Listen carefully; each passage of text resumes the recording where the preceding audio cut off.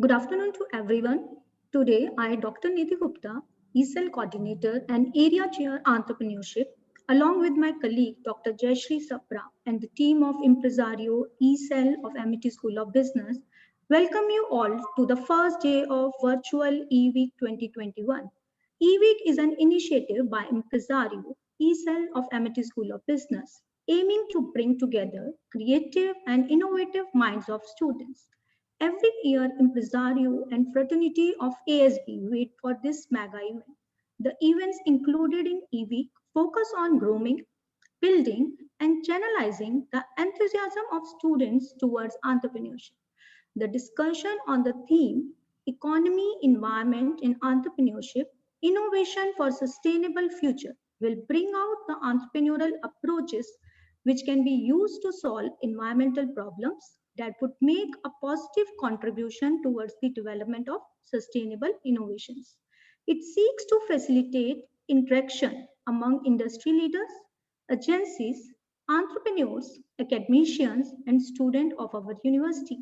The event is spread over 6 days with a series of sessions comprising of e-summit, workshops, alumni talks, and many more activities. The target audience is 1,000 students and the faculty members from 110 universities, institutions all over India with 6 external speakers and 24 ASB alumni. Amity is leading educational group of India, which started as a dream of an extremely successful industrialist and our Honorable Founder President Dr. Ashok K. Chauhan sir to revolutionize the education system in India. Extending the vision of our respected Founder President sir, our Honorable Chancellor Dr. Atul Chauhan sir's dynamic leadership has brought Amity on global platform. We extend our sincere gratitude to our Honorable Vice Chancellor Professor Dr. Balwinder Shukla ma'am for her motivation and support, and our Director Professor J.K. Sharma for his continuous efforts and guidance. With this, I would like to request Dr. Jayashree Sapra to introduce our session chair and the moderator of this session. Over to you, Jayashree. Thank you, Nidhi ma'am. Thank you. Good afternoon. Let me take the immense pleasure to introduce our Honorable Vice Chancellor ma'am, Professor Dr. Balwinder Shukla, who would be the session chair today. Professor Dr. Shukla is a PhD from Queen's University, UK, and she has over 3 decades of rich scholarly experience in industry, academia, research, and administration. Currently, Dr. Shukla is the Professor of Entrepreneurship, Leadership, IT, and Vice Chancellor, Amity University, Uttar Pradesh. With a strategic mindset and creative thinking ability, she has been one of the key team members spearheading and instrumental in the exponential growth of Amity Group engaged in higher education. She is one of the front runners in achieving various rankings and accreditations of Amity University. Dr. Shukla has conducted several executive programs and consulting assignments for industry, mentored many budding entrepreneurs, women entrepreneurs, and family business owners in various clusters and sectors. She has conducted over 50 plus programs to promote entrepreneurship, such as Training the Trainer, Entrepreneurship Awareness Camps, Technology Entrepreneurship Development Program, Women Entrepreneurship Development Program for students and budding entrepreneurs. Dr. Shukla is a strategist, an institutional builder, an inspirational leader, and a quality network. Dr. Shukla is a recipient of various prestigious awards and honors, such as Distinguished Academician and Outstanding Administrator 2012, Bharatiya Manav Adhikar Samman 2012 for Peace, Harmony, Protection, and Promotion of Human Rights. She is also honored with Outstanding Leader in Education and Person of the Year 2013. Newsmaker Achievers Award 2014 and 100 Most Influential Directors of India Award 2016. She has also been recognized at top 5 personalities in Asia Pacific for Triple E Awards in the category of Lifetime Achievement in Entrepreneurship Award 2020. We are fortunate to have ma'am as the session chair for today's session. Now, I would like to introduce our respected director, sir, Professor Dr. J.K. Sharma, who would be also the session chair for today's session.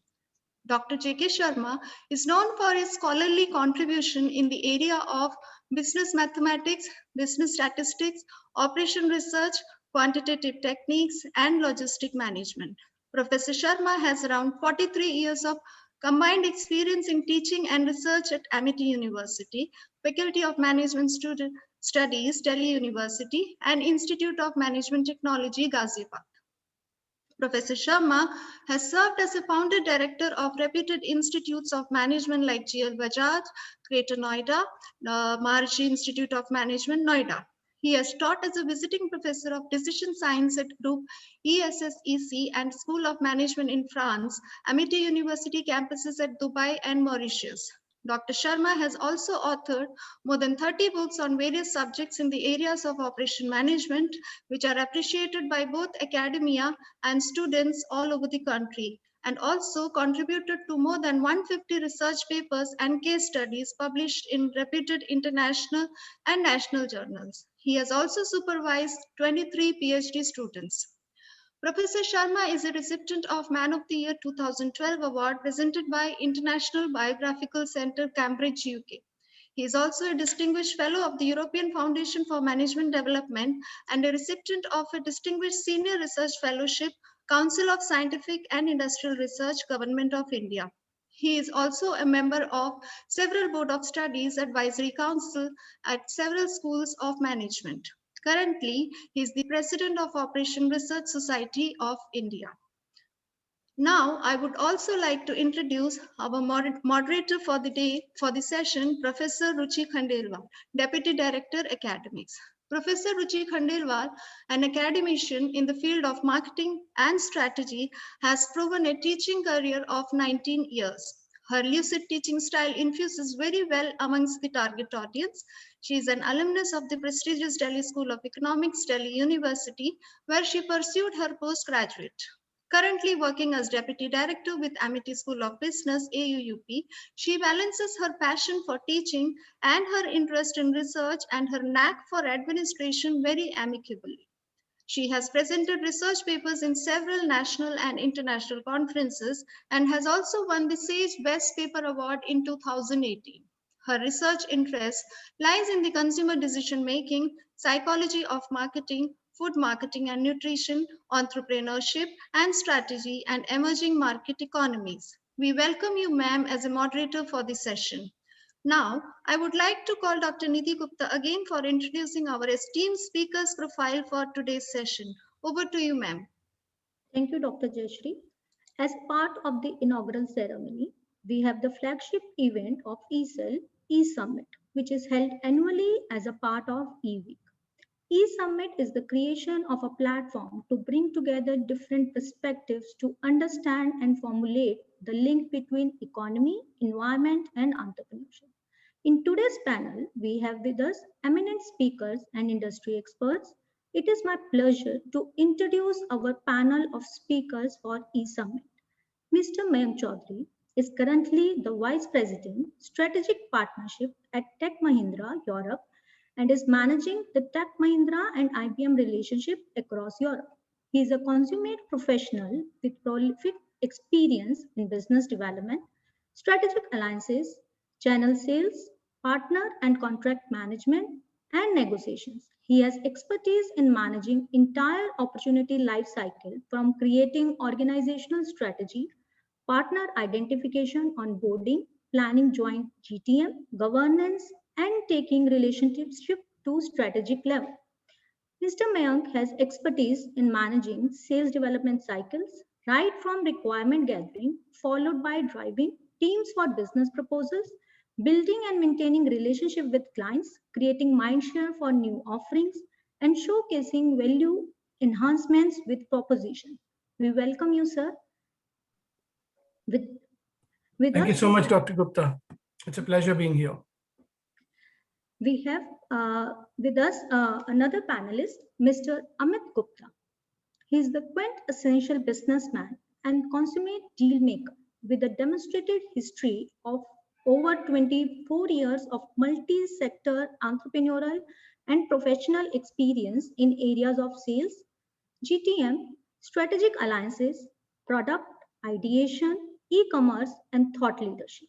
A management graduate from University of North London, he has grown up in, lived, and worked across geographies with Western Europe, North America, Africa to Asia. He is currently the founder of The N Company, an investing, banking, and deal sourcing marketplace, and is actively engaged in scaling the venture to new heights by constant involvement with all players in the ecosystem. We welcome you to the session, sir. Thank you, Dr. Gupta. Pleasure being here. Our next panelist, Mr. Syed Asim Rashid. His educational background consists of universities like Harvard University, MIT, MBA from University of Manchester, MS Global Energy Management University of Colorado, Denver, the University of Chicago Booth School of Business, INSEAD, Wharton School, American Management Association, Manufacturing and Quality Improvement, Financial Management. He started his career with Siemens, then he worked with Japan Power Generation Limited, followed by Ingro Corp GE, and is currently the chairman and CEO of Creative Swan. Then we have in today's panel, Mr. Biplab. Thank you very much, Dr. Gupta. It's a pleasure to be here. Thanks. He is the VP and heads of, Mr. Biplab is a VP and heads the M&A and investments team at Tech Mahindra. He has been with the firm for last 9 years and has closed numerous acquisitions and investments across industries and geographies. Previously, he has been associated with Tata Infotech, Capgemini, Credit Suisse, B&K Securities, and Aventus Capital. Mr. Chakrabarti has an MSc in Finance and Accounting from London School of Economics, an MBA from IIM Bangalore, and a BE in Electrical Engineering from University of Pune. We welcome you, sir. Next on our panel, we have Mr. Puneet Mittal, currently a consultant with United Nations Children Fund, UWA, Generation Unlimited. He has completed his graduation from UPES and his graduation from IIM Lucknow.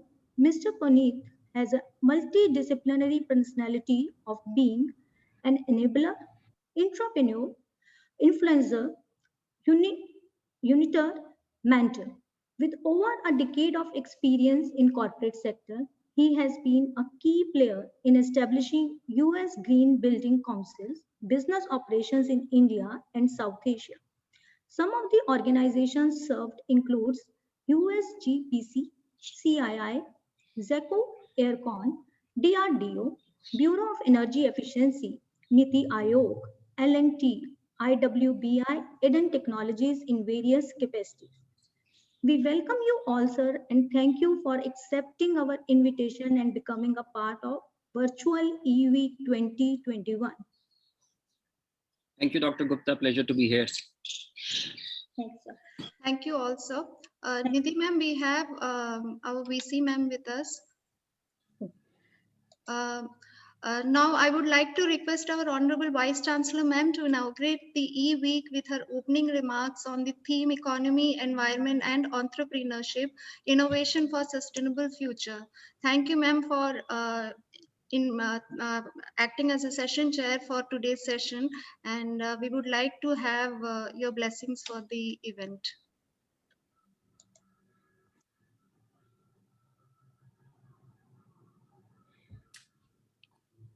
I think ma'am is unavailable right now. So can we continue with the session? Okay, Jash. Yeah, ma'am is there. Okay. See, you people were introducing Ruchi Khandelwal, so I thought the Ruchi Khandelwal will speak. So Ruchi has not spoken. Okay. Okay, ma'am. Yeah. Introduce Ruchi Khandelwal को कर रहे हैं, बुलवा मुझे रहे हैं.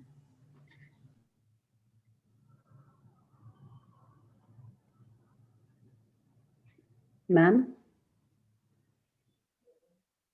Yes, Ruchi. Ma'am, they were introducing me as moderator. They have actually introduced everybody from the beginning. They introduced director sir, then they introduced the panelists. So they were introducing the people in the session, all the people who are the panelists. So they had introduced you. I mean, they were telling the people that these are the session chairs. You are the session chair. Ruchi, I did not see my picture at all. So I didn't know that I'm being introduced. I'm sorry, ma'am. I'm sorry, ma'am. We have already actually. No, there's no need. So Ruchi, you can continue with the with the session. No, ma'am, I'm the moderator only for the discussion later, ma'am. But we would like to have your opening remarks and your blessings before we start. We had started in. Shall I Yes, introduce please, again? Jai Shri. No, just leave it. No, Okay. My very esteemed colleagues, Dr. J.K. Sharma, Dr. Ruchi Khandel, and all the panelists,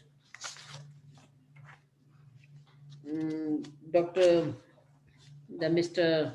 Amit Gupta, founder of the N Company, Mr. Puneet Mittal, consultant with the United Nations Children's Fund, and Mr. Syed Asim Rashid, Chairman and CEO at the Creative SAM, and Biplab Chakravarti, Vice President and Head of Mergers and Acquisition Investment and Tech Mahindra, and Mayank Chaudhary, Vice President Strategic Partnership Tech Mahindra, Europe. First of all, I'm very happy that Amity School of Business have started this virtual e-week on the entrepreneurs, on the economy, environment, and entrepreneurship, innovation for sustainable future. Our Honorable Prime Minister has given a very good motto to all of us to make India as Atmanirbhar Bharat. And when we see the vision of Atmanirbhar Bharat, we see that entrepreneurship or creation of new businesses will be the foundation of making India as a new Atmanirbhar. And therefore, in keeping that in mind and starting this e-summit on the economic environment and entrepreneurship by ASB is the right step by the institution. And our Honorable Founder President also has a motto to create more entrepreneurs than the job seekers. And that's how that Amity University, we take the students' aspirations, whether the student would like to start their own venture or join back the family business or go for a higher education or look for the corporate career. And a lot of emphasis is being given promoting the entrepreneurship. That's how the entrepreneurship cell has been created in each institution. And also the Amity Center for Entrepreneurship and Development has been established at the university level, in addition to Amity Innovation Incubator, which has been since 2005. This incubator, from where the large number of student startups have graduated, and which is doing the great work. So I'm sure this e-summit is going to bring out the many success story, as well as the mantra that what makes an entrepreneur succeed in his idea and create that idea into a reality. And I'm sure that will inspire our students to look for, first side, the opportunity, because the more due to the COVID pandemic, a lot of new opportunities have come. And how they spot those opportunities and they turn those opportunities into a real business, and that also to create from those real businesses create the jobs, and because that our nation needs more job opportunities, needs more economic development activities, and also which looks for that how the education or education institution become the cradle of innovation. And with this, I would like to congratulate the department and also wish all the best for this almost a week-long virtual e-summit. So wish you all the best. Thank you, ma'am. Thank you for your blessings, ma'am.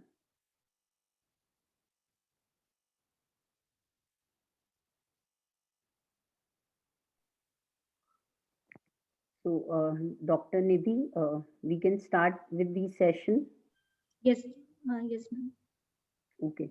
Um, First of all, I would like to welcome all my distinguished speakers for the day and thank you on behalf of Amity School of Business, Amity University for sparing your valuable time. And I would like to just throw some points on the table before we can start with our discussion on the theme. So, with the blessings of our founder president and our beloved Vice Chancellor, ma'am, we are starting this e-summit today on the theme Economy, Environment and Entrepreneurship, Innovations for Sustainable Future. Entrepreneurship and innovation fuels economic development because entrepreneurs will create businesses and these new businesses will create jobs. They will strengthen the competitiveness in the market and this will increase the productivity. So, entrepreneurship can be viewed as a route to upward mobility for a society, a way in which average people in the country can build wealth for the nation. Economic growth and development is driven by new technologies and their creative applications. And the heart of innovation is the greatest resource of all, the human mankind, their minds and their efforts. The businesses conceived and nurtured by these entrepreneurs represent the principal sources of job creation and innovative activity in an economy. These are the factors that generally result in the rising standards of living for all in the country. Innovation is and will continue to be crucial when it comes to addressing the enormous environmental challenges that we are facing today. Combating climate change, lowering global greenhouse gas emissions, preserving biodiversity in the environment. Reliable access to these innovations will not only increase productivity but also enhance economic development. Innovative business practices can create efficiency and conserve resources as well. When we are talking about the topic today, we can say that there is a synergistic relationship between innovation, entrepreneurship, and economic development. However, it is also important to understand that entrepreneurship and innovation are dependent on access and participation. For entrepreneurs to bring new ideas to life, they need access to education and a level playing ground on which they can compete. Thus, the role of government leaders and public policy makers is to create conditions that allow for more entrepreneurs to start businesses by implementing policies which can nurture the environment so these businesses can grow and flourish. Economic growth will greatly suffer when entrepreneurial activity will be unevenly spread socioeconomically, demographically, or geographically.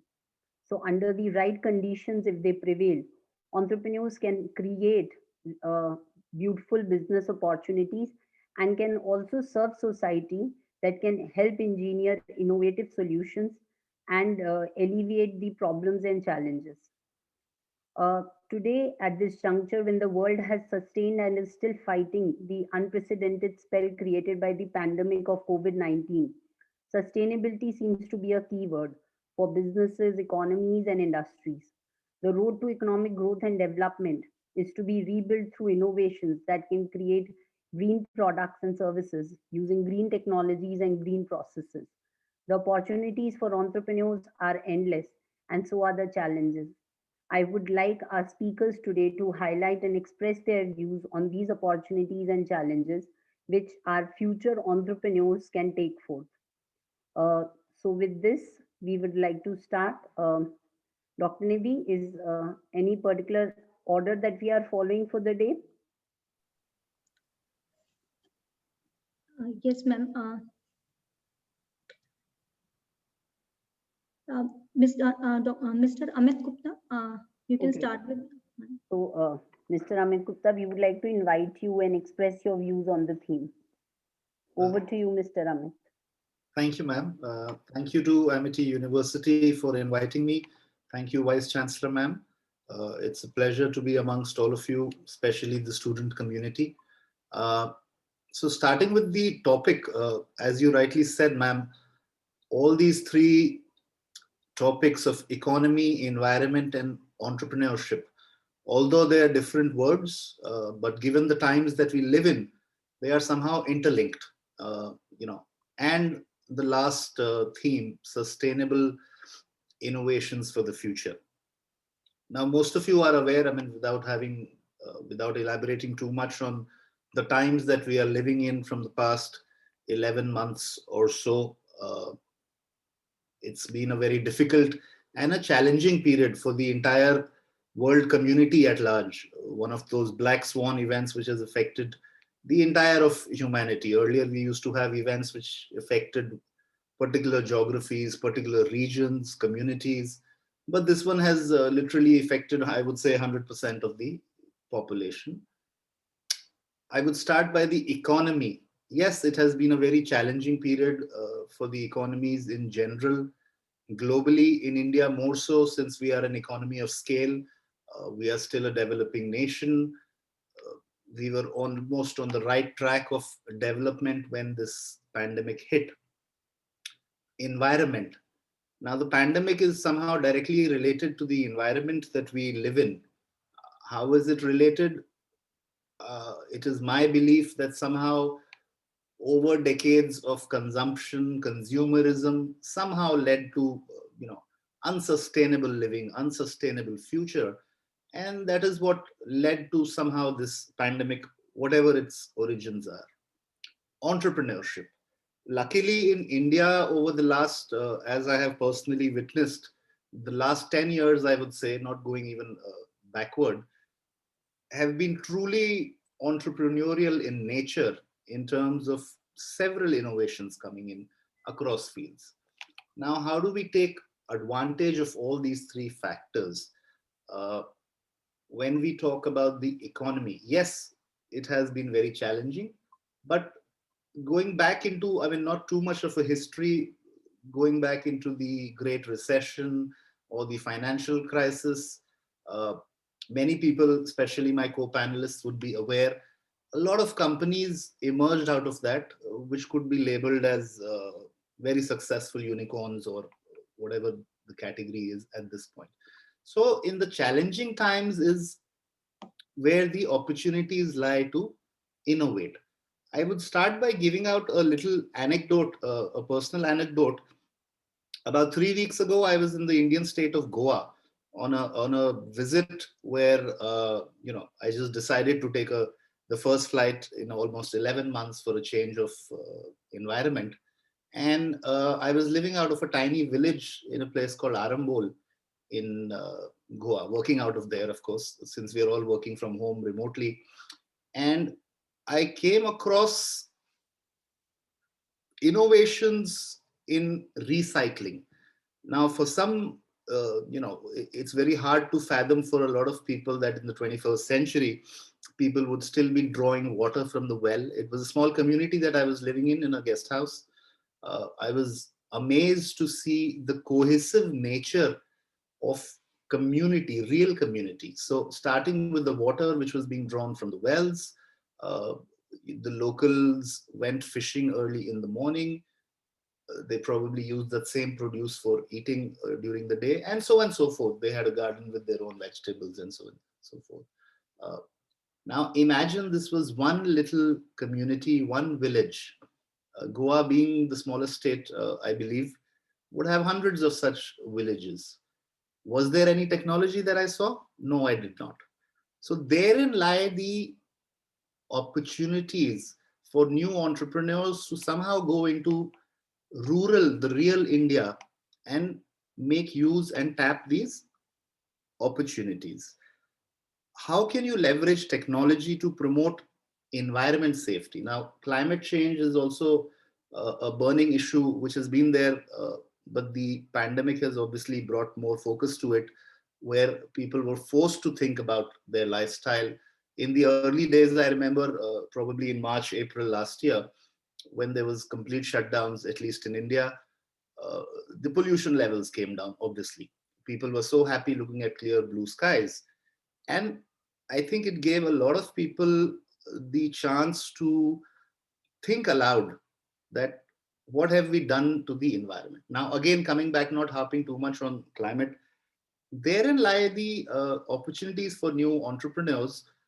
Of course, you hear my co-panelists would also agree, especially Biplab, whom I'm aware, heads a particular company or division, wherein they're doing a lot of mergers and acquisitions.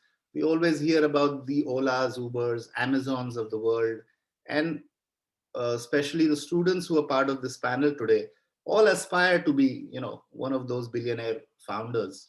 But let me tell you very frankly, I mean, I speak to several founders a week, at least 10 to 15 of them, review several pitch decks as part of what I do in terms of helping founders grow and, in organic, inorganic ways.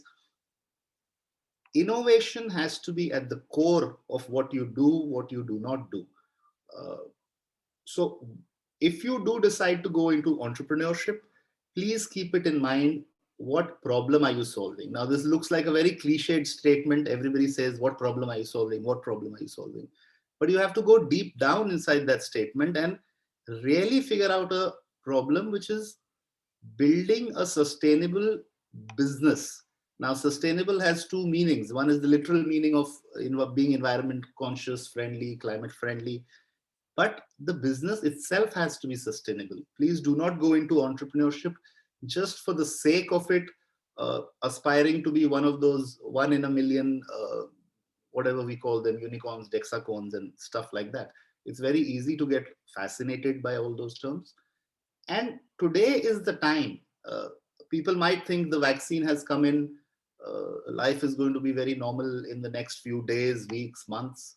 But let me assure you, next 12 to 18 months are going to be equally challenging. And therein again lies the opportunity to come out with very innovative solutions which can address problems at scale. I mean, there are still so many problems. Agriculture is one, water conservation is one. Again, I come back to the example of where I was 3 weeks ago in Goa. Now, people drawing water from the wells, was it filtered? Was it not filtered?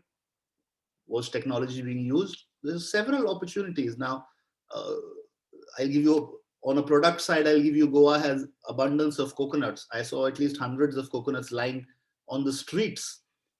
Is somebody picking up those coconuts, drying them, using the fiber, and making innovative products out of it? All that can be done through technology. Now, somebody has to map, where it's a very small, people might think I'm just giving a very small example of coconuts lying strewn all over the place. Now, somebody has to map the locations in terms of geo-IP and all that stuff, and figure out collection mechanisms and so on and so forth. So opportunities are in abundance, and it is high time we look towards building sustainable businesses, and of course, which are in line with UN sustainable goals. So that's it from me. Thank you again, everybody, for inviting me.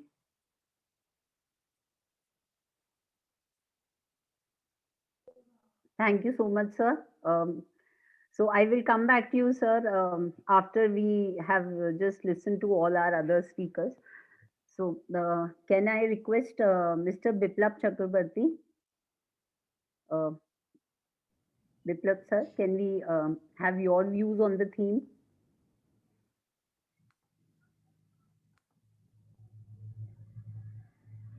Hi, everyone. Am I audible? Yes. Hi, everyone. Thank you so much for inviting me. My sincere apologies. I'm in a part of India where the internet connectivity is not the best. So now that I've shown my face, with your permission, I'll just switch off the video, please. Yeah, I'll continue speaking. Thank you so much for inviting me. Yes. I think Amit touched upon his personal experience. What I'm going to do is I'm going to, just speak through some of the fairly interesting things that's happening in the sustainable innovation space, and ask a question. Maybe some of these are happening in India. Maybe some of them aren't happening, and maybe some of these things we can pick up, right? So let me just start off. I think the first point that we can probably deliberate is, obviously, we know Tesla, they are changing the entire personal transport space, right? Now, do we really do something about even the public transport space. So if I think about a country like China, yeah, they have some 300,000 electric buses that's going down the streets of China every day. I think European cities are also thinking very, very closely about following suit. And I read, I think in 1 or 2 days back, that there's some plans about connecting Delhi and Jaipur through hydrogen powered buses. So I think this is one particular area some of our aspiring entrepreneurs, they can probably pick up as something that will really take care of the environment and also drive sustainable innovation in the country. Yeah.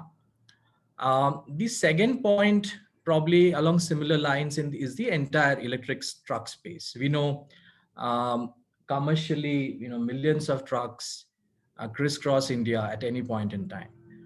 We are definitely a developing nation, and electric trucks currently they are fairly expensive. Although the total cost of ownership is going down, maybe there is some work that we can do in the space.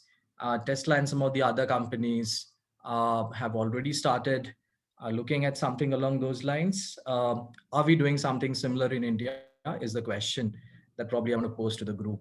Yeah.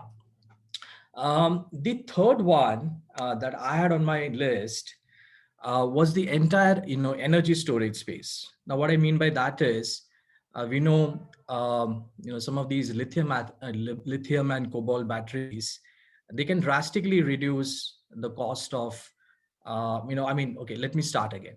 So lithium ion batteries today, I think they cost about $200 per kilowatt hour. This is down from almost $1,000 per kilowatt hour. So in the last 10 years, we have really managed to bring down the cost of the lithium ion batteries. Can we bring it down even further to make it more affordable to developing countries like India? I think is the next question that probably we can think about and maybe pick up as a challenge as we think about sustainable innovation in this country. Moving on, I just wanted to, I just read Google X. Apparently, they have a company called Malta. What they are doing is a very interesting thing. They are using molten salt for storing renewable energy. So I think this probably could be the next area that we can think about. How do we find newer storages of long-term energy? BP as in British Petroleum, they also have a company called Lightsource. Yeah, they are doing some very interesting work in the solar space. There's a company called, I think, Antora Energy. They're doing some very interesting work in the thermal battery space. So, there's some very, very interesting work going on in countries outside India. Maybe something we can think about picking up even in this country. The next point probably is entire, recycling space. I think whenever you talk about sustainable innovation, recycling definitely comes top of the heap. Now there is some very, statistic which says some 260 to 80 million tons of plastic waste gets created every year across the entire world, but only 16% of that apparently gets recycled. Can we recycle more? I don't remember the numbers in India, but I would think it would be a similar number. Now, can we do something about it? Can we recycle more? Because there's one very promising technology called pyrolysis, which uses heat and oxygen to convert plastic back into the liquid feedstock, and the potential savings are significant. So that's again another area. I mean, it's a long list. I can kind of speak maybe another 5-10 minutes. I don't want to take time away from the panel, but I'll just leave with one last point, maybe one last 1 or 2 points. There's some very interesting work happening in the carbon capture and storage space. Now, what does it mean? Whenever carbon dioxide, carbon is getting emitted at the source, there's some technology which allows capture of that carbon, compressing it and moving it to a permanent storage site. Yeah.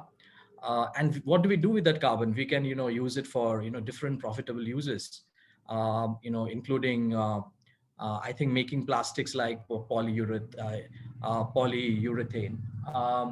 So, can we do something similar in India? I think again is the question that probably some of our budding entrepreneurs can pick up. And the last one I think is one called, obviously the entire hydrogen in, it's currently, there's a lot of promise that hydrogen is showing as an energy source. I know some very interesting work is happening in Japan, South Korea, and now very recently even in India. Although, hydrogen, um, it shows a lot of promise, but it's a fairly expensive. Currently, the technology is fairly expensive, and can some of our entrepreneurs again pick up the challenge? I think again is the question that I just want to pose to the group and probably end my remarks. Thank you so much.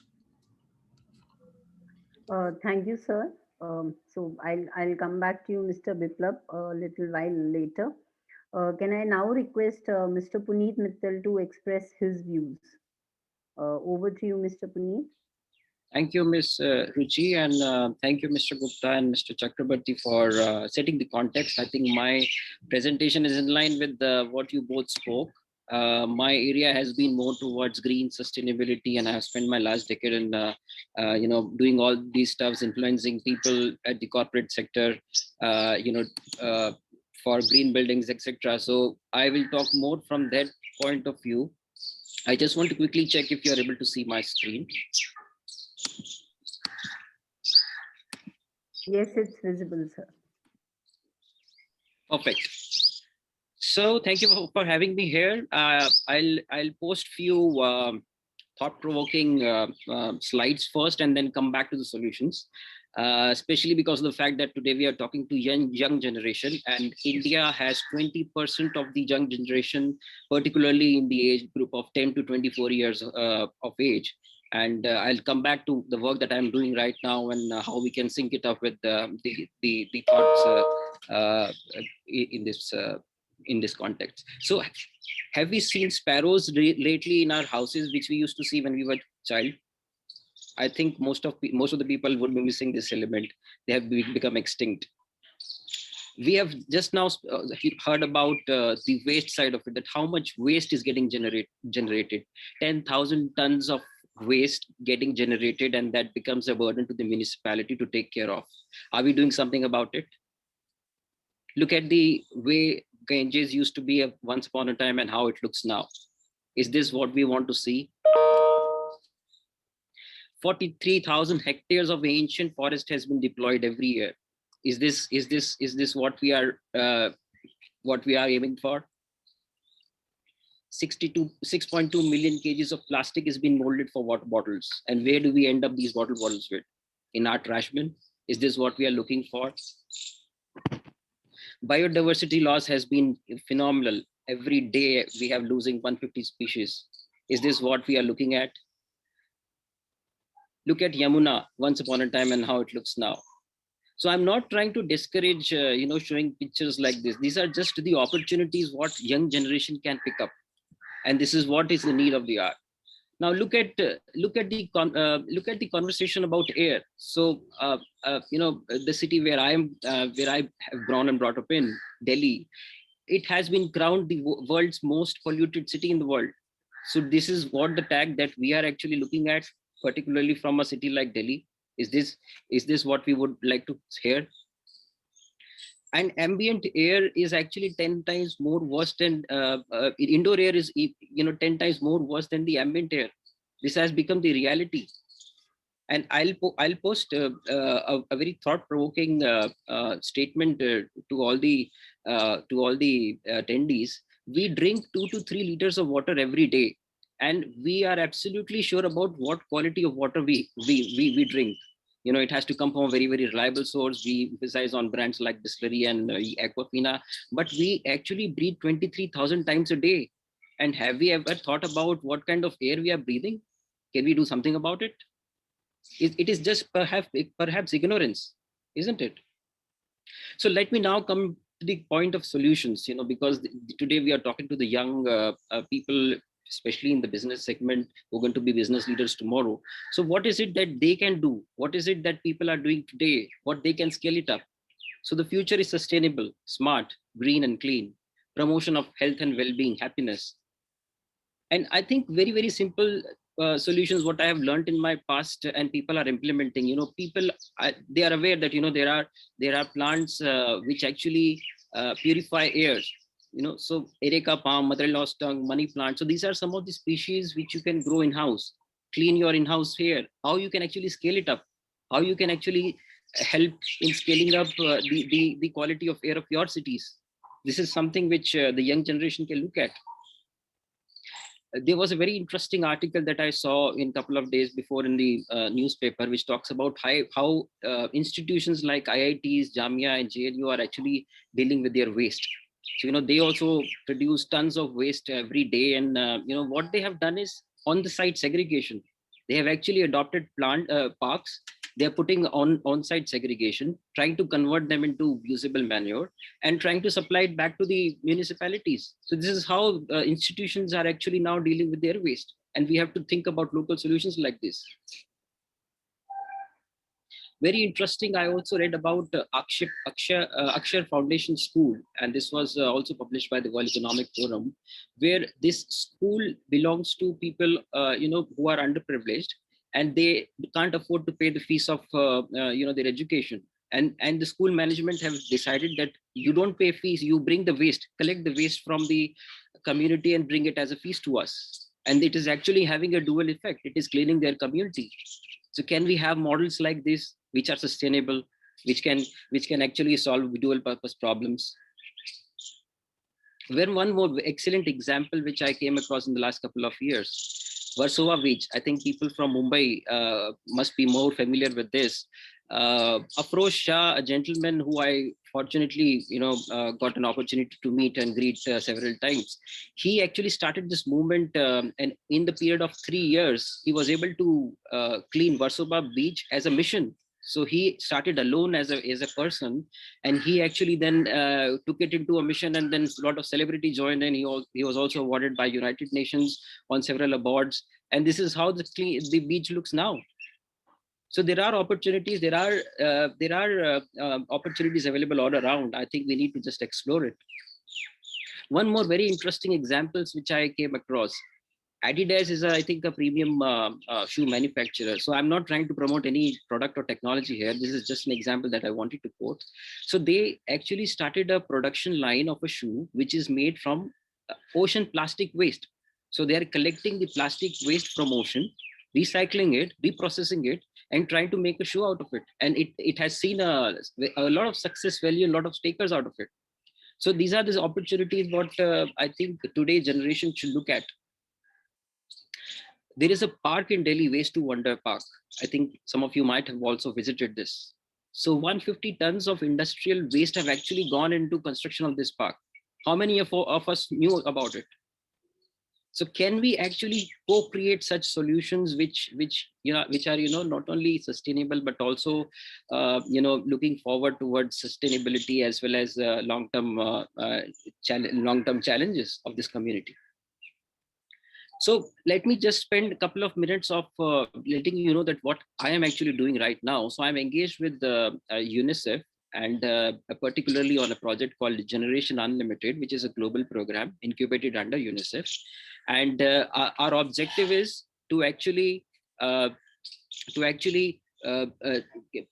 do skill development, to create opportunities for employment, and to educate people in young generation, 10 to 24 years old, in the next 10 years. And this is going to be 30 million opportunities that we are trying to create in India, particularly because of the fact that 20% of the young population in India is in the age of 10 to 24 years. And according to our research, if we actually work on this population today, it is going to have a multiplier effect in the economy after 10 years. So approximately 4x jump in GDP is what is being expected out of this project. Returns as per as individual, 16% in terms of earnings is what we estimated to have. Returns in terms of the private sector, in terms of productivity, 200 times we are estimating this to actually have a multiplier effect if we train this population. So this is the kind of project that I'm looking, which is incubated under UNICEF. And I'm happy to collaborate with Amity universities and all others who are interested in. These were the reflections that I had, on this topic. Thank you very much. Thank you so much, Mr. Puneet. That was indeed a very awe-inspiring kind of presentation, because you've talked about some of the initiatives that I'm sure most of these students may not have heard of or seen. So that's really nice. Thank you so much for your thoughts. May I now request Mr. Sayyed Asim Rashid to please express his thoughts on the topic. Hello, sir. Yeah, thank you very much. Once again, it's a pleasure to be with all of you and have a conversation on this very important topic. So already our fellow panelists have, conducted pretty good discussions, and they have kind of set up the stage very well.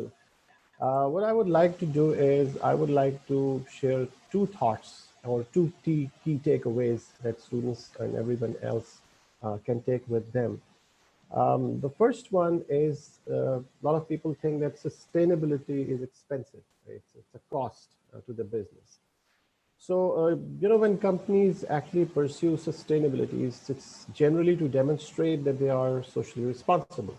However, there is an underlying fear in this effort that it's eventually going to add to their costs. It will probably deliver no immediate financial benefits and quite possibly erode their competitiveness in the medium or long term or even short term. Now, Howard studied that in the United States, product returns reduced corporate profitability by an average of about 4% a year. 4% is a big number, because it is actually being taken away directly from the bottom line of the financial sheets of the company. Now, instead of scrapping return products, companies at this stage try to recapture some of the lost value by reusing them. Not only can this turn a cost center into a profitable business, but the change in attitude signals that the company is more concerned about preventing environmental damage and reducing waste than it is about just cannibalizing the sales. So I would share an example so that the concept gets grounded. Let's talk about Cisco, the tech company. Cisco had traditionally regarded the used equipment it received as a scrap, and it recycled it at a cost of about $8 million every year. However, Cisco tried to find uses for the equipment, mainly because 80% of the returns were in working condition. Now, a value recovery team was set up at Cisco, and they identified internal customers that included its customer service organization, and that supports warranty claims and service contracts, and the labs that provide technical support, training, and product demonstrations. Now, in 2005, Cisco designated the recycling group as a business unit, set clear objectives for it, and drew up a notional P&L account for it. As a result, the reuse of equipment rose from 5% in 2004 to 45% in 2008. Within a span of 4 years, it jumped from 5% to 45%. And Cisco's recycling cost fell by 40%. 40% is a very big number. The unit has become a profit center that contributes around $100 million to Cisco's bottom line. Just in 1 year, I mean, in 2008, it contributed $100 million. So the key takeaway for startups or running operations, going concerns, is that sustainability is not expensive. You have to be creative. Now, how it links with the startups or the entrepreneurship. One of the biggest challenge for large organizations or corporations is that they are like, huge elephants. And it is very hard for them to make a shift or make a turn or make a twist towards any direction. I mean, their ability to respond quickly with agility is much slower compared to a startup. So there is an opportunity not only for entrepreneurship, but also for intrapreneurship within the large corporation, where actually startup-minded people can actually jump in and start to create these out-of-the-box solutions. So this is the first takeaway. Sustainability is not expensive. In my work, one of the things that I do is I look at the future trends and try to understand what we can learn from them and how we can brace ourselves or plan ourselves or kind of structure ourselves so that we can take the benefits of the future trends. So I was taking a look at a couple of trends, and I found one very interesting McKinsey study. And that study has identified 8 forces which are expected to reshape the next normal or post-pandemic business landscape in 2021. There are 8 forces, and let me tell you that some of these forces are directly related with sustainability. So for example, number 1, the first force they talk about is acceleration of digitization and innovation. So, I mean, innovation is going to be the name of the game. The second is increased government action and engagement. The third is a recommitment to and reinvention of healthcare. The fourth is greater balance between social and economic goals. The fifth is push for a green economic recovery. Now, that's a very important point, and I will elaborate more on that, when I get more chance to speak about this topic. Right? Redefinition of work and the role of the cities, shifting geopolitics and international flows, and finally, movement toward greater resilience and efficiency. If you see point number 5, it's about push for a green economic recovery. A green economic recovery is very important. It's very important for job creation. Data has, proven that green recovery creates more job opportunities compared to traditional ones. And these are the trends that are going to define the future. And if you see the overall trends, I mean, they talk about green recovery and all that. So 2 key takeaways. One, sustainability is not expensive. And the second one, that the trends that are going to reshape the post-pandemic world, they are counting on sustainability and green initiatives. So these are the 2 key takeaways I would like to share with the students and everyone else. Thank you very much. Thank you so much, sir. That was indeed very enlightening.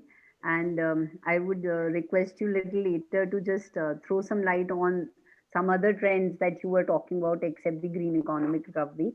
We now have with us Mr. Mayank Chaudhary. So, sir, over to you. Can we please have your views on the topic? Absolutely. First of all, thank you very much for giving me the opportunity. And it's a pleasure talking to all of you. To me, on the subject, I believe entrepreneurship and innovation for sustainable development, to me, is a multi-level phenomena. And I believe that the social, environmental, and economic dimensions play a key component when you have to ensure that the entrepreneurial process or the market transformation gel well so that a proper, effective social development is achieved. What I mean by this is when you keep innovation at the heart, as Amit talked about, you have to ensure that it lies at the core, and the green aspect is very key to it. Today, the world where we live, of course, it has become a buzzword, and everyone seems to be talking about innovation across the globe, whether it is the government, the corporate, or the civil society. We believe strongly that innovation is the need of the hour, but how do we get to it? We are living in a world where there are so many geopolitical changes, there are so many undue pressures, and we are constrained by the fact that there are numerous boundaries that do not help achieve.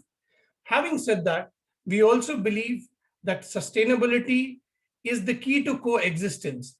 I would like to bring a classic example, and I would show you. I have the privilege of living in one of the beautiful countries in Europe called Netherlands, and they have a fantastic concept of something called as an ecoduct. Now, what happens in case of an ecoduct, if you see this picture, this is a highway that runs across. It's a 8-lane highway, and on the both sides, you see there is a tremendous stretch of forest. There is vehicular movement. These are world-class grade roads that have been built. And the passage that you see is a smooth movement for the wildlife.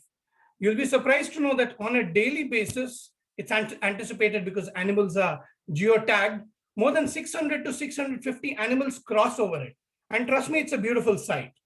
Now, the point I want to highlight here is that this is a perfect example where cohesiveness can coexist together. We're looking into a world where technological disruptions are changing. I mean, Biplab talked about it, Amit talked about it. Some of the key advancements that are happening, for example, there is something called as energy storing bricks that University of Washington is working on currently. This is something as new entrepreneurs, we can pick it up. Imagine in a environment where the temperatures dip below -degrees, if you're able to tap the solar heat and produce those energy storing bricks, it creates such a sustainable world where you do not have to work or think about using the non-renewable sources of energy there. You look at internet, the profound impact has. What a beautiful world it would be if internet is available for everyone. You can imagine the amount of development right from frugal innovations up until to the level that you envisage a world to be in. It's pretty much possible. Cancer, which is a big nuisance today across the globe. The world is today working towards creating a smart detecting needle. At the prick of what you use to test sugar, you can detect whether a person is suffering from cancer or not. Smart food labels. How happy we would be if by the moment we pick up a food using blockchain, we can figure it out that everything right from the produce to the feed is non-tampered and you get to know what is actually coming out to you. Floating farms. Today we all know our planet has 66% of water that is covered. How beautiful it would be if we can use that as a floating farm concept. So in a nutshell, I would say that while trying to do innovation, if we keep 5 key factors in our mind, I'm sure we would be heading into a society that we are looking to be a more fruitful one. And they are in no particular order of preference. Should the focus be on the technological dimension of innovation, including digital and green technologies? What is the role of socio-economic and policy innovations in promoting and supporting sustainable development? Are these emerging alternatives more sustainable, or do they just replace the conventional bit? If they can work in a cohesive manner and take the lead that the sustainable developments supersede the traditional method, that would be far better. What institutional changes are needed? And globally as a world, we have to think about it. And how should the governments and corporate promote this development? So these are a few of my thoughts around this. I'm happy to hear from my esteemed panelists. How do they feel forward? Thank you. Thank you so much, sir. You have kind of, in a nutshell, said whatever the main points that we wish to discuss and deliberate for the topic today. So can I now request Mr. Biplab? Sir, I have one question. So you have introduced the students to a lot of innovative ideas which we have not thought of. So do you think that the new budget that we have currently placed in India, are there going to be any opportunities further in these areas where entrepreneurs can work, keeping the after effects of pandemic in mind? Mr. Biplab? Yeah, hi everyone. Thank you so much. From a pandemic perspective, I think clearly, the last 12 months have been a big challenge, right? For the global economy, for India. And I think Ma'am Finance Minister, she has the budget that she has presented clearly is a very well-balanced budget in the sense that, it tries to kickstart, tries to help out a lot of the sectors. At the same time, not trying to burden the industry per se, right? So let me just go through a few of the key highlights and how that probably impacts all of us. Yeah. I think one of the main changes that she has done is in the income tax space. Obviously, there are no new taxes, so I'm sure we all are very grateful. It really helps the industry as well. The other thing that's happened is, the statute of limitations for reopening tax cases has been significantly lowered, which really helps everyone and not just the industry, even the common man. Yeah. Compliance in terms of compliances for senior citizens, it has been given a significant overhaul. Especially in a post-COVID world where everybody is locked in their homes. I think if we can encourage, give any benefits to senior citizens, I'm sure that's very appreciated. And the other thing that at a very high level has happened is we have plans to set up a new development finance institution, which will really give a fillip to raising funds for infrastructure. And as a company, as a country that's clearly a developing country, aspiring to be a developed nation, I think that will be really helpful. Now, just going through the different sectors, if I may, and how that potentially benefits all of us, right? I think one of the key highlights of this budget is in the financial services sector. There's a privatization proposal for, I believe, Ma'am, link पे लिखा हुआ आ गया है, HOL now will be able to permit. Ruchi ma'am, mute. Sorry. No, I was saying that's perfectly okay. I was saying, if I think about the different sectors, I think one of the key, probably the sector that has really benefited significantly from this budget is the entire financial services sector. And what I mean specifically by that is the entire privatization proposal for 2 public sector banks along with IDBI, and the plan to privatize a general insurance company. We all realize, the government needs funds for the benefit of the country so that they can spend and bring the infrastructure up to standards that definitely a country like India aspires. So I think that will really go a long way in generation of funds. The other key benefit that we have seen from the budget from Finance Minister is this entire proposal to increase FDI to 74% in insurance. Yeah. And some of the largest insurance companies will definitely benefit from this move. But probably if you ask me, the one which is, I won't call it revolutionary, but really, really key, bordering on revolutionary maybe, is just this whole concept of creation of a bad bank structure, which will take over a lot of the existing stressed debt of PSU banks and let them focus on their key job, of which is just lending, right? So it really cleans up the balance sheet and it gives a very firm footing for the banks to probably do their normal business of lending. So I think so that's in a summary is the financial services sector. The other one, ma'am, which I'm sure we are all very excited about is just the intent to change the healthcare sector. There's been a very sharp allocation by almost 130-140%, if I remember.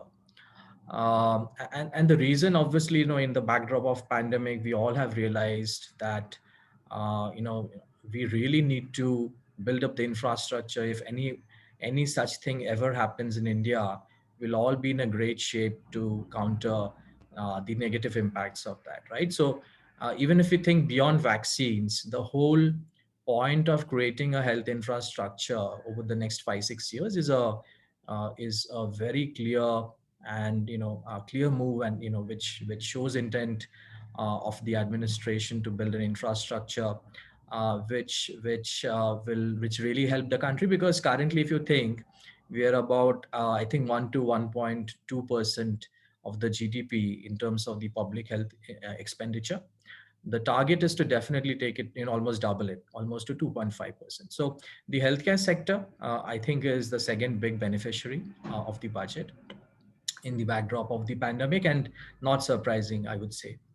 The other sector, again, maybe which also kind of fits in with the earlier topic of sustainability. They have reduced, the entire vehicle scrappage policy. They have really changed that. Now for commercial vehicles, it's older than 15 years. And for passenger cars, it's 20 years. So the entire auto sector will get a fresh fillip. At the same time, it really protects the environment that we all are so fond of, and we really need to, safeguard, right? Very quickly, some of the others are, the infrastructure sector. So, right from road, power distribution to railways. I think there's a very strong push to increase the capital allocation along with, just for the, or basically the capital expenditure side of things, right? So, so infra, clear focus along with healthcare and financial. So I think those are the very key salient points from this budget, which I believe really balances the need for spending so that we can all come out of this post-pandemic challenge. Yeah. Let me just stop there and see if anybody has any questions. Otherwise, I'll just ma'am, let you take the session forward. Yeah. Thank you. Thank you, sir. The next question that I have is for Mr. Amit.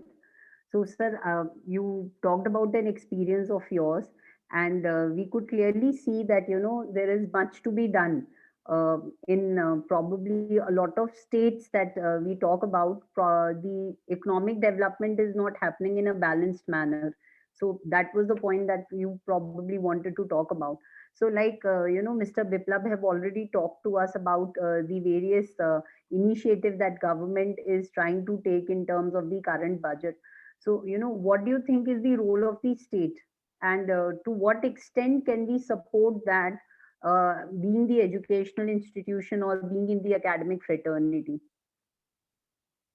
So Yeah. if we are talking about bringing about a balanced economic development, so, I would like Mr. Biplav have already talked to us about the central government's stand on it. So I would like you to throw some light on the role of the state and the academic fraternity. Yeah, I think it's a very important and pertinent question.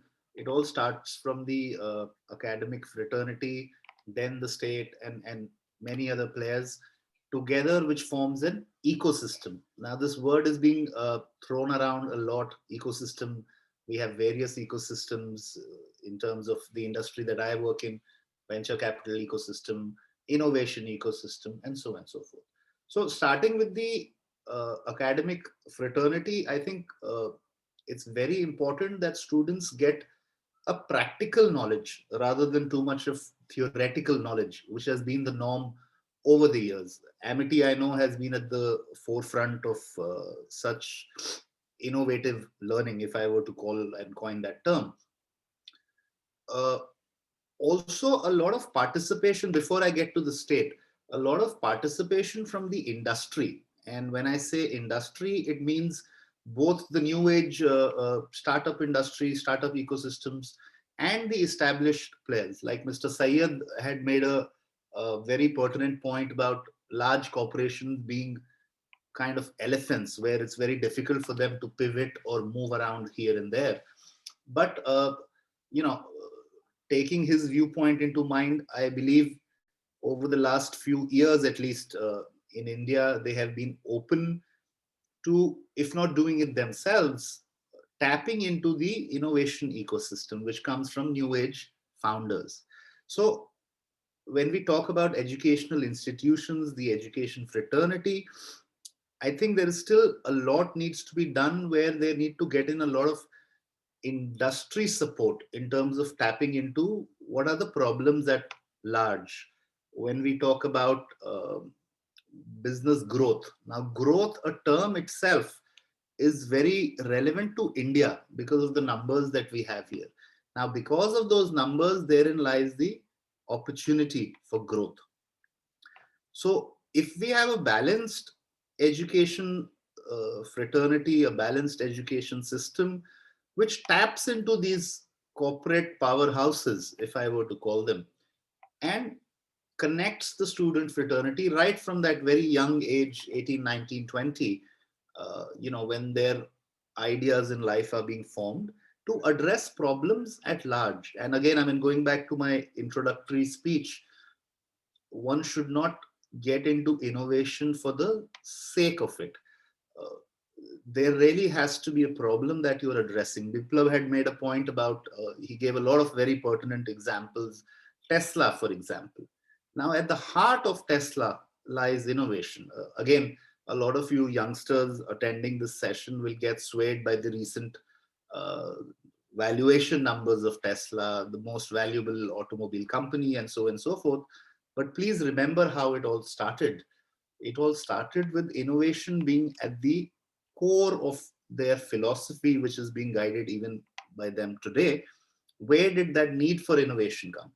For addressing climate change. I mean, he spoke, I won't get into details, he's already elaborated.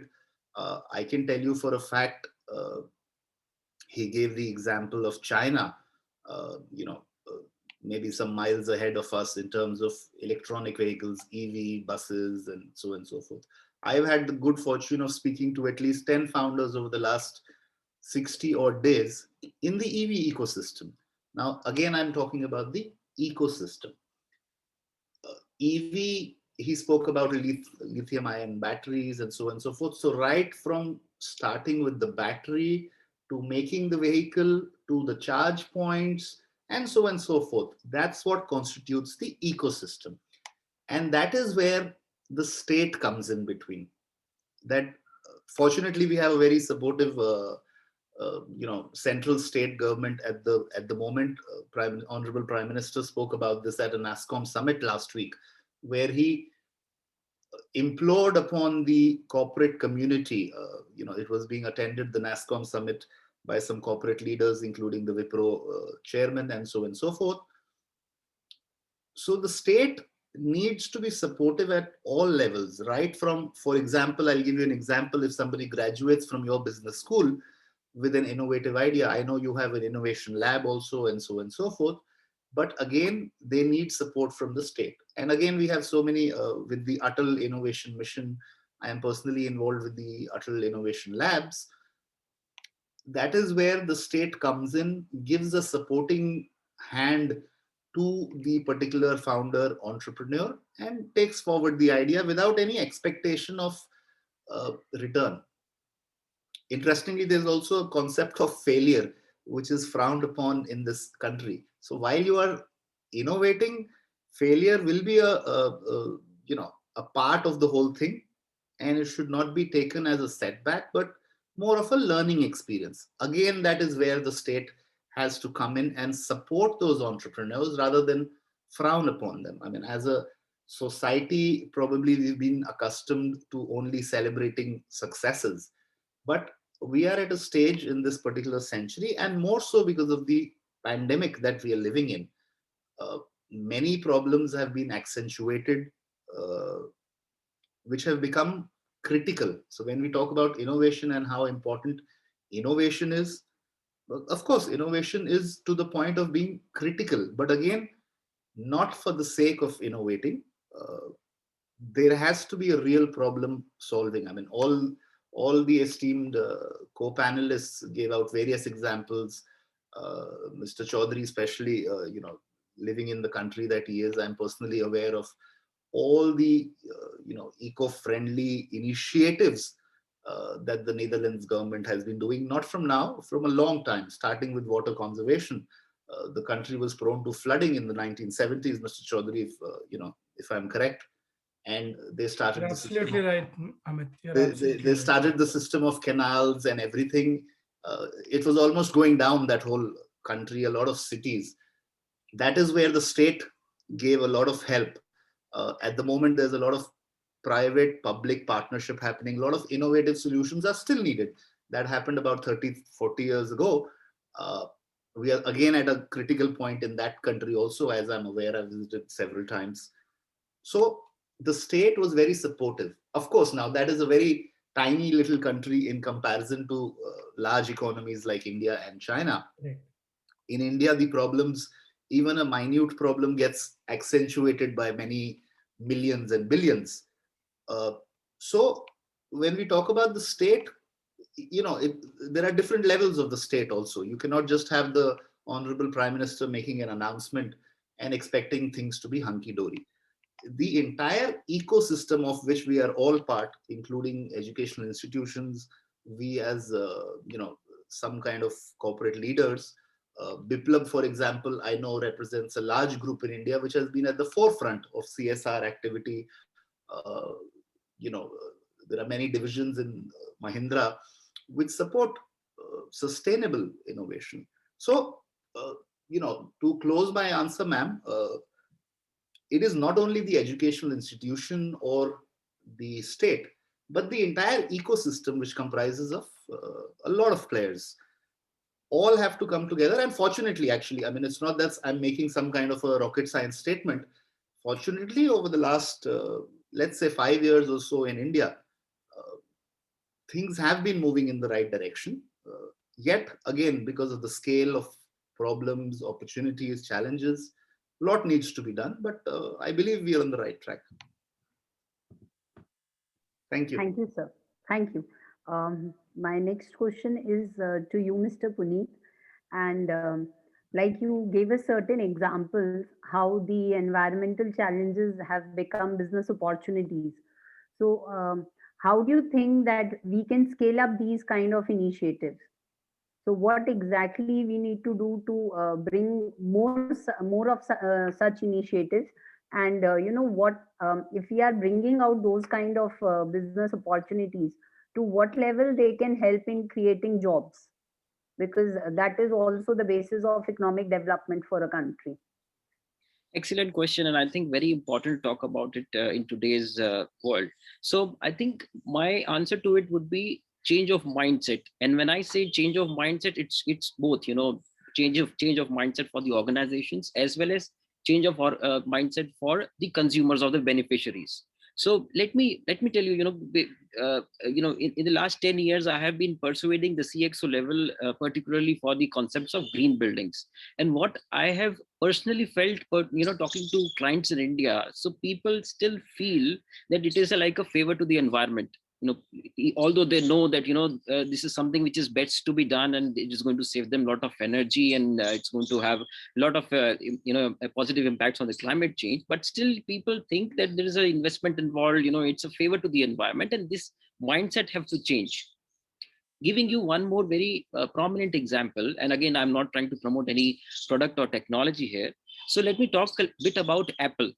So, Apple today is a market leader, and it's been seen as a premium smartphone in the world, and it cost approximately $1,000.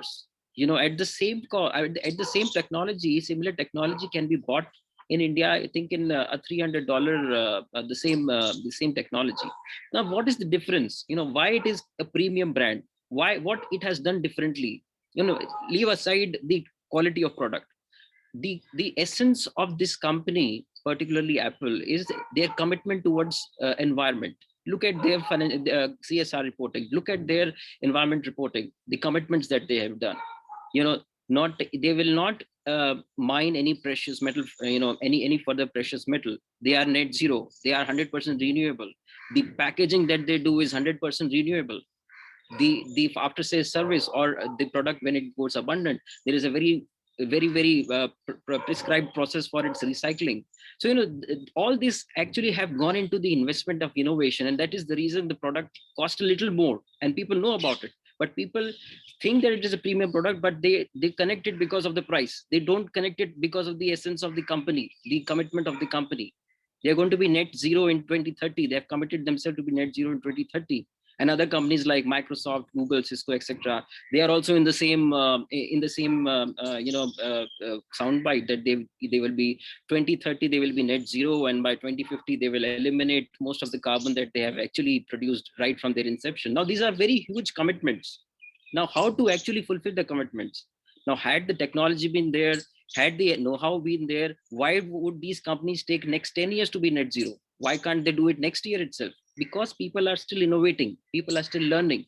And here comes in the role of the young generation, especially the people in the Amity Business School and others who are associated. Think about it, that how we can actually help this company, go to net zero in less than 10 years. How can we bring in those technologies? How we can actually bring in those changes? So I think my answer to it is that the mindset have to change. Both from the organization point of view, organization should actually invest in innovation. They should not only promote balance sheets and productivity in terms of the financial value that they bring in, and also from the consumer side, when you know that something that you are buying may be a little costly, but actually it is something which has caused less harm to the environment. Why not buy it? Nowadays, I think the most of the notion has been towards, make in India products. This has been a shift from China products. And why? Because, China has been dumping products in India which are not of that particular quality. And I think these are all in the progressive directions. We are all in the right directions. And although there is a lot to be done, but I think we are all, looking at the right objective and the directions. Thank you so much. Thank you so much, sir. Thank you. My next question is to Mr. Mayank. Sir, I would like you to tell us, from your experience, what do you think should be the changes that should be made in the existing business practices of the Indian companies so that we can have a more sustainable future? So, yeah, thank you for that question. Well, when it comes to the thought process of Indian companies, we are world leaders. There's no doubt about it. We have contributed as Indian companies. I mean, whether you look at the top firms today across the globe, Indians are playing a critical part there. So it isn't that we're not tuned to the way of delivering, but it is adopting what Puneet was mentioning, more sustainable approaches that help build a more product-centric outcome, and we take a defined approach towards achieving the end goal. I mean, if I have to give you a simple example, I manage the partner relationship for Tech Mahindra across continental Europe with different product companies.